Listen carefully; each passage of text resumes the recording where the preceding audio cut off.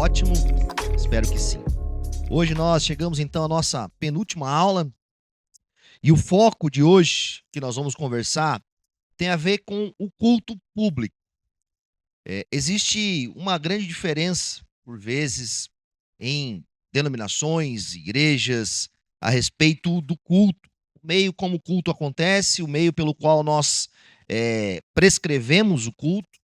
E eu quero ler um texto com vocês hoje em Êxodo 24, onde nós vamos ter um exemplo de um momento de culto nas Escrituras.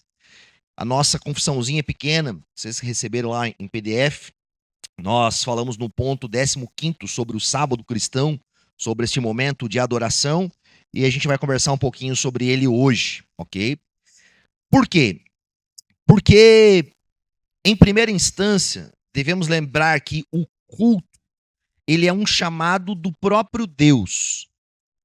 Deus é quem chama o seu povo ao culto. Deus estabelece o culto. Deus chama o seu povo para adorar. E o mesmo Deus que chama o seu povo para adorar, esse Deus ele prescreve, ou seja, ele dá diretrizes de quem ele é e do modelo pelo qual nós podemos adorá-lo. Nós somos chamados a adorar o Senhor conforme ele deseja, conforme ele deixa claro nas suas escrituras.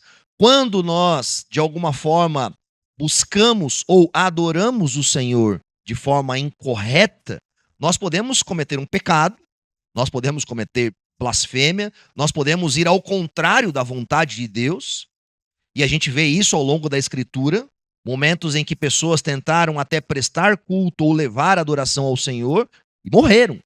Isso tanto no Antigo Testamento quanto no Novo Testamento, quando Ananias e Safira, ali em um ambiente de adoração, vão oferecer uma oferta ali mentirosa ao Senhor, e eles morrem ali diante de Pedro e diante das outras pessoas. Portanto, o culto é algo sério. O culto é algo solene. E eu quero ler um texto em Êxodo para nós e conversar sobre um pouco isso hoje. Amém? Êxodo 24, capítulo 24, verso 1. Esse texto, enquanto você abre, né, é uma demonstração de um propósito do Senhor para aquele povo.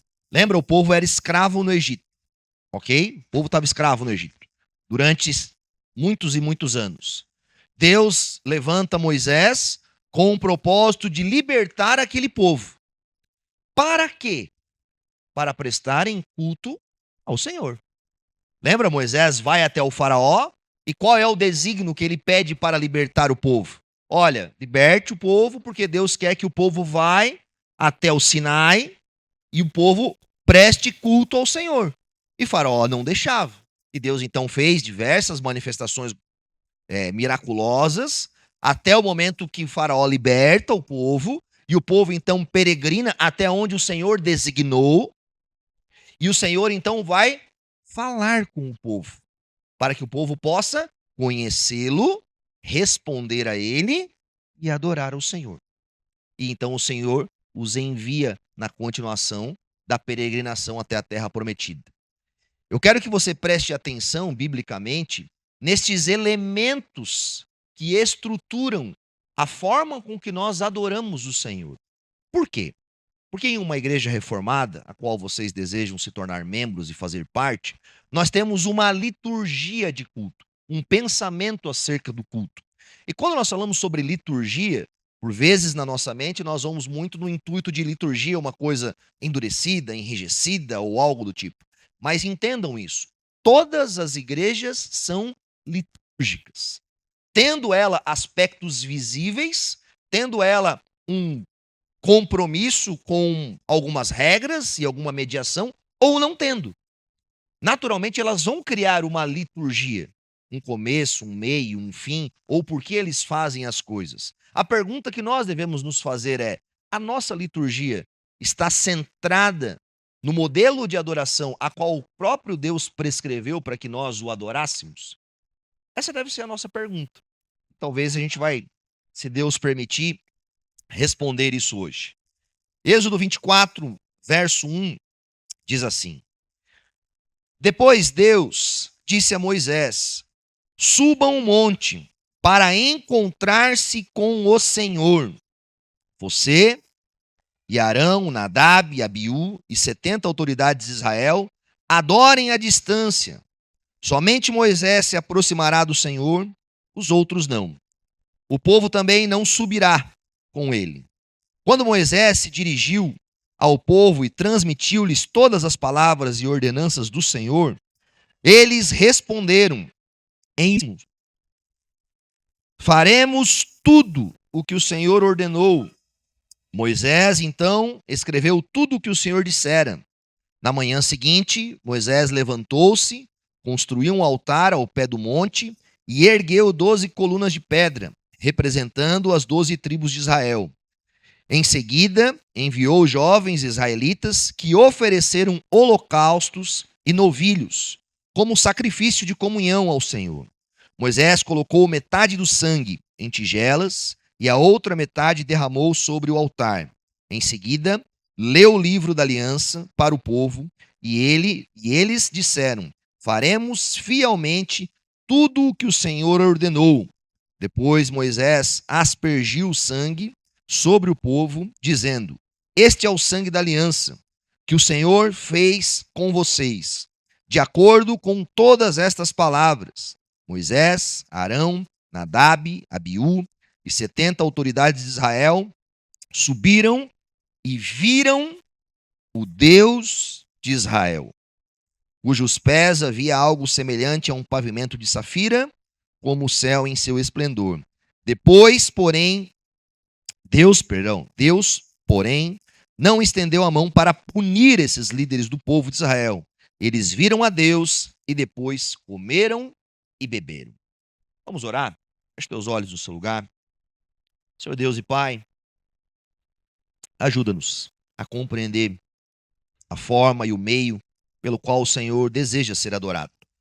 Ajuda-nos, Senhor, a encontrar na palavra a orientação e os desígnios para prestarmos um culto que reverencie o Senhor, que reconheça quem o Senhor é e que estabeleça uma relação pactual entre o seu povo e o nosso grande e precioso Deus. Esse é o nosso pedido e nós nos colocamos hoje desejando isso, que o Senhor nos ajude. No nome santo de Jesus, amém e amém. Culto público, adoração, um elemento que o Senhor nos chama a fazer. Preste atenção em algumas coisas desse texto de Êxodo que a gente tem aqui. Então Deus liberta o povo. Deus vai até um lugar e Deus chama aquele povo para uma adoração, para conhecerem o Senhor, para ouvirem o Senhor. Quando a gente olha para Êxodo, talvez a gente tenha que dar um passo atrás em Gênesis. Por quê? Quando surgiu a adoração? A adoração surge na criação. A natureza do nosso ser, mais do que sermos um homo sapiens, ou seja, um homem pensante, como por vezes a filosofia e a sociologia transcreve e descreve o homem, nós somos homens e mulheres litúrgicos. Há no centro do nosso coração desejo por adoração. Fomos criados com um anseio pelo eterno. Eclesiastes diz isso para nós. Deus colocou no coração do homem anseio pela eternidade. Mais do que ser um homem pensante, e não menos, somos seres que adoram. Por que somos homo sapiens? Por que pensamos? Porque Deus nos distinguiu do restante da natureza com um propósito, para que por meio desse intelecto, dessa razão e dessa forma com que somos, possamos nos relacionar pactualmente com um Deus eterno. Possamos responder a Ele. Possamos, de alguma forma, relacionar-se com alguém que é criador, que é maior do que nós, que é grande, que é poderoso. Na criação, lá em Gênesis, antes de olharmos para Êxodo, nós vemos 3 elementos de culto. Deus traz à existência aqueles que não existiam, Deus cria, Deus os chama à existência. Aqueles seres humanos, então, respondem a quem Deus é e deveriam lhe obedecer. E esta obediência resultaria em uma vida de paz, justiça e alegria ao lado do Senhor. No ambiente, por exemplo, onde tinha uma árvore da vida. E eles poderiam comer e comungar com o Senhor para sempre. O que acontece no Éden? Eles pecam, eles caem. E esta relação de culto para com Deus torna-se impossível sem alguns elementos. Qual é o elemento distinto que não tem no Éden que nós vemos aqui em Êxodo? Sacrifício, sangue. O homem agora não pode mais chegar até Deus livre e espontaneamente, como anteriormente fazia. Deus continua a chamar o seu povo, mas o seu povo agora não consegue responder prontamente. Por quê? Porque está morto, porque está separado, porque está distinto. Mas Deus continua a chamar. Deus continua. Assim como Deus libertou aquele povo da escravidão no Egito, para que eles prestassem culto, conhecessem o Deus e ceiassem com ele. Lembra o finalzinho do texto? Comeram e beberam com o Senhor. Deus continua a fazer isso. Porém, todavia, o que nós percebemos aqui que Moisés faz? Moisés faz um sacrifício. Na nossa mediação pactual com Deus, de culto, nós só podemos entrar na presença de Deus agora por meio de um sacrifício. Nós precisamos deste sangue que cobre os nossos pecados, que nos perdoa e que nos coloca novamente na possibilidade de termos um relacionamento pactual com o Senhor. Em certa medida, o culto em que nós vivenciamos, ele só é possível e realizável por meio do sacrifício de Jesus Cristo. Ninguém vem ao Pai senão por mim. E um outro elemento que nós vamos perceber que acontece pós a queda é o envio, o comissionamento que o Senhor dá ao seu povo. Vamos olhar para o texto aqui de Êxodo. Nós temos então Deus chamando, e esse é o primeiro elemento. Você está aqui porque um dia Deus lhe chamou. Porque um dia Deus convenceu o seu coração. Porque um dia Deus mudou a sua história, transformou o seu ser, e você sentiu-se, você percebeu-se chamado pelo próprio Senhor. Quando Deus então nos chama, o primeiro elemento que Deus nos leva a reconhecer é a nossa iniquidade, é a nossa insuficiência. Em Êxodo, o povo percebe isso. Eles não poderiam chegar até o Senhor em certa distância, porque eles eram insuficientes por causa da queda, do pecado e da natureza do ser deles. Deus nos chama, nós reconhecemos a nossa necessidade e a nossa deficiência. Deus então provê para nós um meio para que nós nos acheguemos até Ele, que é a oferta do próprio Filho, como um sacrifício expiatório de um substituto que vai então diante de Deus e oferece a sua própria vida e abre um caminho para nós. Então nós entramos e Deus fala. Deus falou com o povo. Moisés leu a lei, apresentou as coisas. O povo respondeu. Após o povo responder ao Senhor, então eles viram o Senhor, adoraram o Senhor e participaram de uma refeição com o Senhor. Parece muito lúdico, mas o culto público que nós prestamos hoje, ou deveríamos prestar como igreja, sempre é uma expressão didática e pedagógica da redenção, da obra de redenção com o Senhor. Nós viemos semana após semana no culto para expressar e para manifestar, por meio de elementos instruídos pelas Escrituras, isso que aconteceu conosco. Semana após semana nós relembramos os feitos do Senhor e adoramos o Senhor por isso. Porque fomos chamados, porque reconhecemos a nossa dificuldade, porque celebramos que fomos ingressados nesse culto por causa do sangue de Jesus Cristo. Então nós ouvimos a palavra do Senhor na reunião pública, nós respondemos a palavra com um amém, com uma concordância, com uma confirmação de que o Senhor está falando sobre isso. E após isso, então, por exemplo, no fim do culto, como a gente tem às vezes a bênção apostólica ou uma oração de final, Deus comissiona e envia o seu povo para que ele possa continuamente estar chamando pessoas para a sua adoração. Presta atenção na nossa liturgia de culto. Nós iniciamos o culto geralmente com uma leitura de um salmo, com um chamado às pessoas para adoração. Em alguns momentos eu faço uma leitura pública para confissão de pecados, para que nós lembremos a nossa necessidade, distância que estamos do Senhor. Constantemente falamos da obra e da morte de Cristo sobre o nosso culto, porque ele é o centro do evangelho que nos proporciona isso. Lemos a palavra juntos, ok? Meditamos sobre ela. Então, após o culto em oração, nós entendemos que estamos sendo enviados ao Senhor. E juntos nós ceiamos, participamos da mesa do Senhor. Existem igrejas, por exemplo, que praticam a ceia todo culto. E eu acho até legal esse entendimento. Porque se percebemos que o culto encerra-se em um banquete, comeram e beberam com o Senhor, a ceia faz parte de uma liturgia cultica para que nós possamos fazê-la. Eu entendo que talvez fazer toda semana pode cair isso numa, né, as pessoas caem numa comunidade ou tratam um assunto de forma displicente, mas o culto do Senhor tem um começo, um meio e um fim e um propósito pelo qual ele é realizável. E quando nós não entendemos o meio ou os elementos do culto, nós por vezes acabamos adicionando outras coisas que podem subverter o culto, podem trazer uma ideia equivocada sobre o culto, e na grande medida o culto se torna por vezes um meio de entretenimento.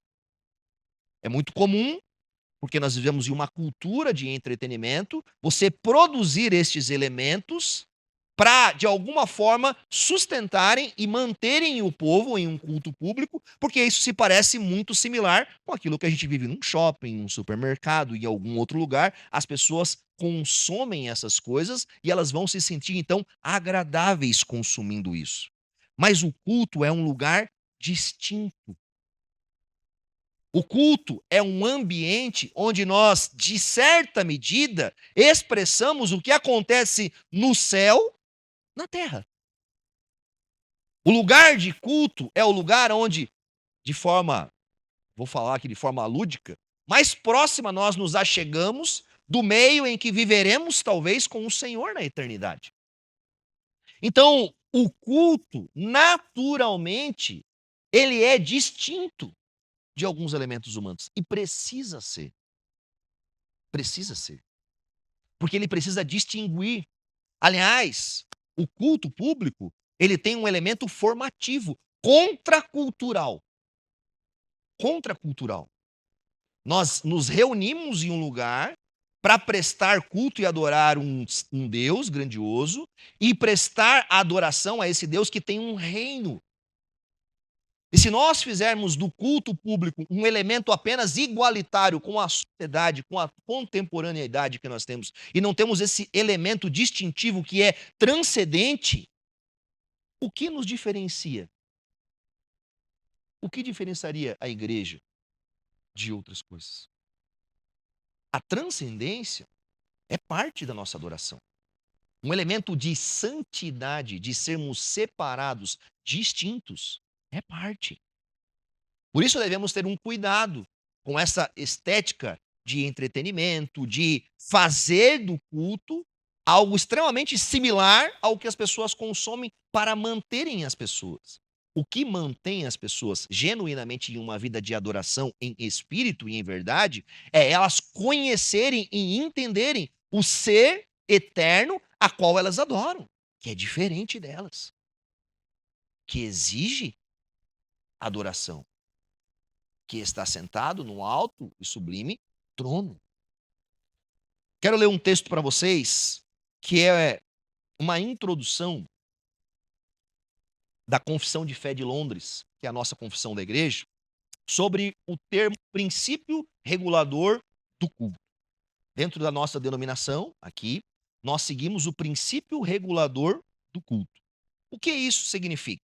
Princípio regulador do culto tem a ver que nós trazemos para o ambiente do culto público apenas os elementos que são orientados pela palavra. Os elementos que são orientados, por exemplo, pela palavra. A gente vai entender um pouquinho isso. Existem outras denominações e outras igrejas que seguem o princípio normativo do culto. O que significa princípio normativo do culto?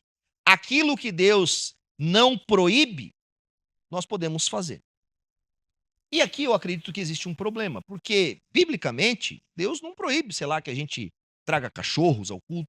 Deus não proíbe que a gente faça, sei lá, uma festa especificamente. Não, às vezes não tem esses elementos descritos na Escritura. E se nós seguirmos um princípio de culto apenas de podemos trazer tudo para o culto, porque principalmente Deus não proíbe especificamente na sua Escritura, o culto pode se transformar no quê? Uma bagunça. Eu vou desejar coisas que são agradáveis a mim e talvez vou inserir no culto e todos vocês vão ter que fazer a mesma coisa. Olha só o texto. Diz assim para nós. O princípio regulador do culto foi desenvolvido para proteger a liberdade do povo de Deus. Nossos pais acreditavam que qualquer coisa que fosse introduzida no culto e que não fosse ordenada nas Escrituras seria uma intromissão na liberdade do povo de Deus. Obrigar o povo de Deus a praticar algo no culto que Deus não ordenou é uma violação da sua liberdade. Às vezes nós olhamos para o princípio regulador do culto, e muitas pessoas vão usar esse termo subjetivo, vão dizer, o princípio regulador do culto, ele restringe, ele não permite que a gente tenha manifestações distintas, que a gente possa adorar ao Senhor da forma com que a gente deseja. Muito pelo contrário.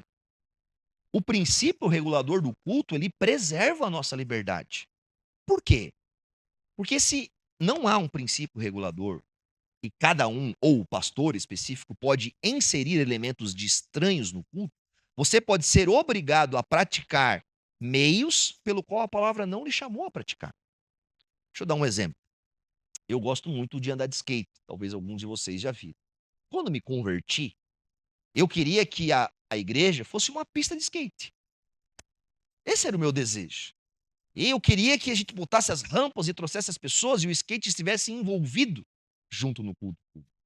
Qual é o problema disso? O problema é que nem todos sabiam andar de skate. E o problema é que eu estaria obrigando as pessoas a, dentro do culto público, praticar coisas. Eu romperia com a liberdade delas. Então, o princípio regulador do culto não prende a nossa liberdade, mantém a nossa liberdade. Quando eu insiro elementos no culto que estão estranhos ao que o Senhor ordenou, eu tiro a sua liberdade de adorar o Senhor como você foi chamado a adorar. Quais os elementos que devem compor, por exemplo, o culto público? A leitura da palavra, a pregação da palavra, o louvor mediado pela palavra, as orações conduzidas pela palavra, os sacramentos orientados pela palavra. Nós lemos a palavra, pregamos a palavra, cantamos a palavra, oramos a palavra, estabelecemos as ordenanças por meio da palavra. A palavra é o centro unificador que mantém a nossa adoração. Sem o regimento das Escrituras, nós não podemos ter um culto que seja protegido e agrade o Senhor. Por quê? Porque as Escrituras são um elemento formativo e pedagógico de um povo caído que precisa ser transformado à imagem do seu Criador para adorá-lo. As Escrituras são o centro formativo e pedagógico do culto. Lembra, semana passada, na aula de membros aqui, eu falei até sobre isso. Existe um debate muito grande das pessoas. Pode dançar no culto, pode fazer o teatro no culto. Vamos expressar essas coisas para que sejam visíveis. Os sacramentos são um elemento visível da palavra. Quando nós pegamos o pão, quando nós pegamos o cálice, nós batizamos as pessoas, nós estamos trazendo de forma visível a palavra. É a palavra visível. É a palavra vista. Ou seja, nós não precisamos criar elementos para supostamente levar ao povo a um entendimento que eles não teriam por si só, diante dos próprios elementos bíblicos pelo qual o Senhor prescreveu que o povo deveria adorá-lo. Nós devemos confiar de que o Senhor sabe o que ele está fazendo. Por vezes, quando nós queremos inserir elementos estranhos ao culto, qual é a perspectiva que nasce por detrás disso? É como se Deus não soubesse todas as coisas, a gente precisa ensinar ele. Falar, Senhor, eu acho que a forma com que você prescreveu não é a melhor. Acho que a gente poderia inserir isso aqui, aquele outro meio, aquele outra forma. Mas o que acontece com a adoração ao Senhor diante disso? Isso pode manchar, macular e levar as pessoas a não adorarem o Senhor. O cristão, ele, em uma medida, ele é discipulado no culto. A gente traz uma característica, talvez de uma modernidade agora, apenas do discipulado individualista. E não que não seja um discipulado, não que não exista esse discipulado. Mas o culto público, nós aprendemos a ler as Escrituras, nós aprendemos a interpretar as Escrituras, nós aprendemos como devemos orar, nós aprendemos como devemos adorar, nós aprendemos como respondemos em gratidão e em confiança ao Senhor, nós confessamos os nossos pecados e nós somos fortalecidos para continuar o nosso caminho peregrinando até a terra prometida. E nós não podemos perder de vista que esses elementos são claramente prescritos pelo Senhor. Ou seja,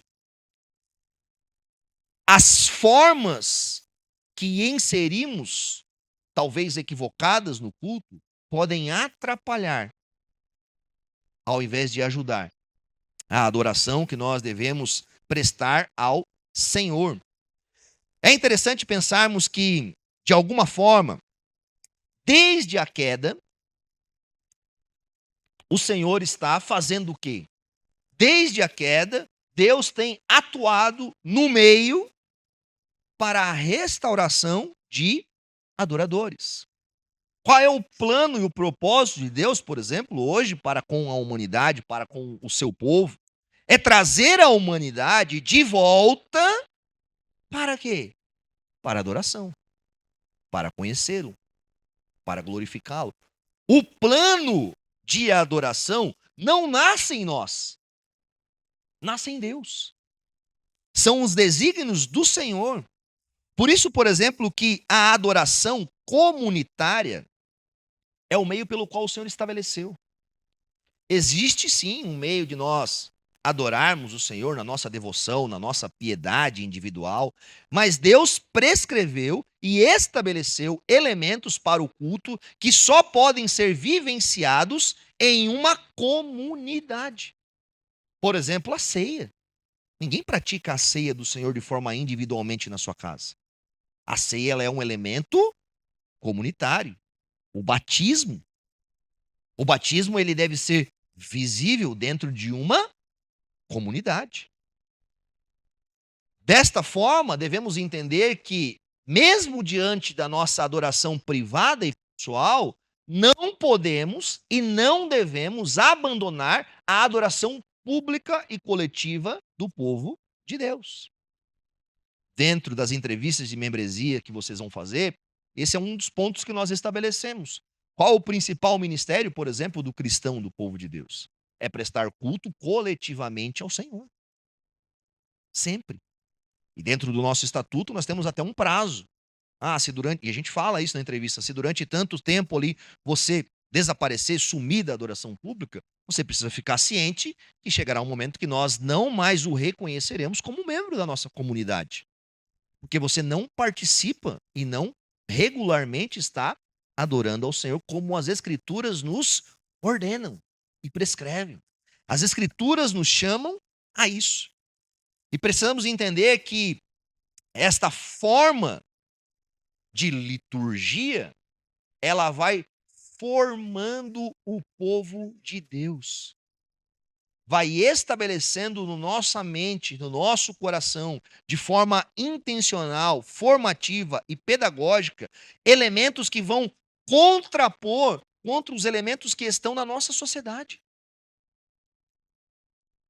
É normal e natural que nós venhamos para cá e, ao adorar coletivamente o Senhor, a conhecer a santidade de Deus, o seu amor, nós também nos purifiquemos.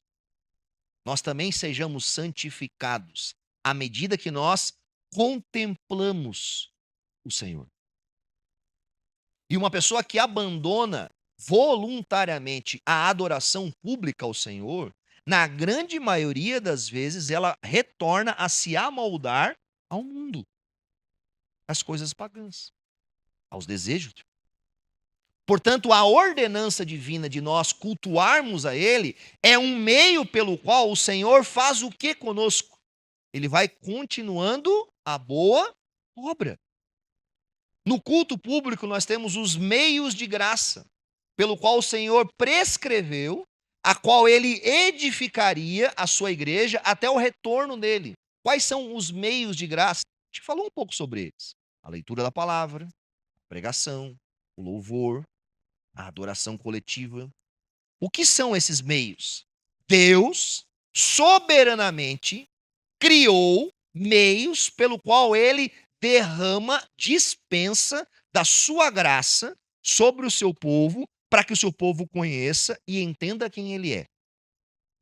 Nós não viemos ao culto por causa do Fabrício, ou da IBR, ou de um entretenimento, ou algo do tipo. Porque se nós viemos ao culto por essas coisas, naturalmente chegará um tempo que o culto não fará sem nós. Se o culto ele é um meio na minha agenda, que é a mesma coisa de eu ir num cinema, num shopping, num supermercado, qualquer outro lugar, eu equiparo ele como este meio de consumo da minha existência, eu não estou vindo para o culto de forma correta. No culto público, Deus vai transpor e colocar sobre o seu povo meios pelo qual, por vezes, ele não vai colocar em outros lugares. Por que em Israel era chamado ano após ano para prestar ali, então, vir ali diante do Senhor, fazer o dia da expiação e fazer todo aquele meio? Porque ali Deus derramava graça sobre o seu povo, por meio da instrução da palavra, da oração pública, das respostas do povo e do envio ao povo para a continuidade da sua vida. Por isso que nós precisamos drasticamente de uma liturgia de culto enraizada no plano redentivo do Senhor. Porque isso é formativo na consciência do povo. Isso molda o caráter do povo. E Deus prescreveu isso. Se a nossa liturgia não tem um meio que transpõe e demonstra esta obra da redenção de Deus, o que nós fizemos com o culto público? Você entende? E por que eu estou falando isso de forma tão enfática? Por quê? Porque às vezes algumas pessoas, ao adentrarem uma comunidade reformada, acham, mas o culto não tem isso, o culto não tem aquilo, o culto parece. O que o culto parece? O que ele deveria parecer? Você entende? Essa deve ser a nossa pergunta. Será que nós nos acostumamos com a dopamina e com elementos apenas experimentais que nos fazem sentir coisas? Será que esse deveria ser o elemento que conduz o nosso culto? Será que esse deveria ser o elemento que mantém as pessoas numa audiência com o Deus vivo? O culto é uma audiência com o Deus vivo, onde o Deus vivo chama seu povo, onde o seu povo reconhece a sua pecaminosidade, onde Deus oferece um sacrifício e purifica seu povo para o seu povo adentrar esse lugar. Ao adentrar nesse lugar, o Senhor fala conosco por meio da sua palavra. Nós respondemos ao Senhor com cânticos, com louvor, com adoração e com obediência. Sim, Senhor, faremos tudo aquilo que é ordenado na sua palavra. O Senhor então nos abençoa, nós vemos o Senhor, não obviamente de forma visível, mas Deus espiritualmente manifesta-se no lugar de culto e adoração, como nós vemos em Êxodo, viram a Deus. Deus traz sobre nós os elementos que são os sacramentos, que sacramentizam a nossa relação, como um pacto, como uma expectativa. Então nós comemos junto ao Senhor e bebemos com uma lembrança dessas verdades e somos comissionados e enviados para chamar outras pessoas lá no Egito para vir prestar culto no Sinai também ao Senhor. É um elemento didático, formativo, que fazemos isso semana após semana, relembrando os feitos do Senhor, renovando mentalmente a nossa aliança com o Senhor.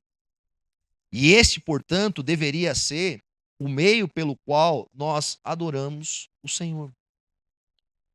Esse deveria ser o meio pelo qual nós viemos no culto ao Senhor. E quis deixar claro para vocês hoje, nessa lição, nesse pequeno tempo, para que vocês compreendam que o nosso culto tem uma liturgia. Sabe, às vezes nós não somos tão engessados, né, fazendo respostas entre um povo e outro, mas eu não vejo um problema nisso, né? A liturgia ela é boa, ela é formativa, mas nós entendemos o culto dessa forma. E é importante para vocês, como novos membros, que compreendam isso. Sabe, nós não vamos inserir outras coisas no culto, nós não vamos obrigar vocês a praticarem algumas coisas específicas. Os próprios avisos que inserimos no culto são breves e rápidos, para que a igreja saiba ali a agenda da semana. Entendemos que sim, a questão da contribuição existia dentro do culto do Senhor, tanto no Antigo Testamento quanto no Novo.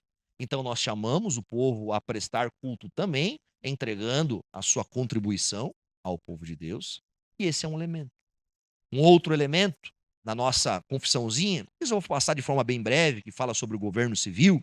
Como batistas, entendemos muito claro uma distinção que há entre a igreja e há entre o governo, ok? Nós não temos, isso está claro no nosso estatuto, nós não utilizamos a igreja, por exemplo, para trazer um candidato, para fazer alguma forma de instrução do povo, de forma mediada pela igreja, quase como uma união entre igreja e Estado. Nós não fazemos isso, porque cremos na separação dessas autoridades. Deus delegou uma autoridade à igreja e Deus delegou uma autoridade aos poderes civis. Ambas as autoridades são delegadas pelo próprio Deus e compreendemos que pessoas com chamado e vocação, por exemplo, para trabalhar em magistrado civil, seja político, seja outra coisa, é uma bênção e Deus levanta essas pessoas a isso. E como pastor, eu apoiaria a pessoa, falar, cara, se envolve mesmo, faz isso. Mas como igreja, nós não colocamos esses dois elementos no mesmo pacote como se fosse uma coisa só, ok? Porque, em especial, se você estudar a história dos batistas, a princípio foram os batistas que romperam primordialmente com este modelo eclesiástico de que o governo eclesiástico estava praticamente envolvido com o governo das autoridades civis diante disso. Né, a gente teve um episódio no ano passado que teve eleição de um político fazendo campanha aqui na frente, né? E eu já fiquei preocupado, falei: "Vamos dizer que foi o pastor que chamou o cara ali para entregar o santinho, tais e coisas". Os políticos e qualquer outro autoridade civil, eles são bem-vindas a estarem no culto, a cultuarem, a estarem aqui, mas eles não são distintos do povo de Deus, e não haverá nenhum elemento dentro do nosso culto para que de alguma forma a gente promova essas pessoas. E aliás, isso vale para os membros. Você, como um membro, você é livre para expressar, votar e, enfim, escolher o seu lado político de quem você deseja. Mas dentro da nossa igreja, nós não damos a liberdade das pessoas fazerem campanhas políticas, inclusive nos grupos da igreja. Né? A gente está agora em momento político, mas em breve teremos. Então, vai ficar postando lá do candidato. Não, ali o grupo da igreja está restrito às questões da igreja, um pedido de oração ou algo disso, não a levar os nossos irmãos por meio da nossa fé a uma mistura entre essas duas coisas. Beleza, povo de Deus? Vamos orar para a gente encerrar? Santo Deus, Criador, que nos chamou a prestarmos culto e relacionarmos com o Senhor. Nós somos muito gratos a isso. Somos gratos porque temos a convicção, certeza que fomos criados pelo Senhor e para o Senhor. E adorarmos ao Senhor é o elemento que nos traz maior satisfação e prazer na nossa existência. Renova essas verdades no nosso coração. Obrigado porque mesmo em meio à nossa iniquidade, aos nossos pecados, à nossa distância, o Senhor enviou o seu próprio Filho como um sacrifício que nos purificou, que propiciou a nós que pudéssemos adentrar na sua presença. Obrigado, Senhor, pela tua palavra, que é viva e eficaz e que media todo o nosso encontro com o Senhor. Obrigado pelo Senhor não nos deixar às cegas, mas nos revelar o seu plano, o seu propósito eterno. Nós, como igreja, reconhecemos essa verdade e respondemos ao Senhor com louvor, com adoração, com obediência. Somos gratos ao Senhor por isso. Obrigado, Senhor, pelos esses meios de graça que o Senhor livremente ofertou e estabeleceu à igreja. E nós desejamos, Senhor, adorar ao Senhor e sermos capacitados também para chamar, para convidar outras pessoas para também estarem aqui. Guarda, Senhor, cada pessoa aqui presente, nos abençoa no culto logo mais. E nós te agradecemos por essa manhã. Em nome santo de Jesus. Amém e amém.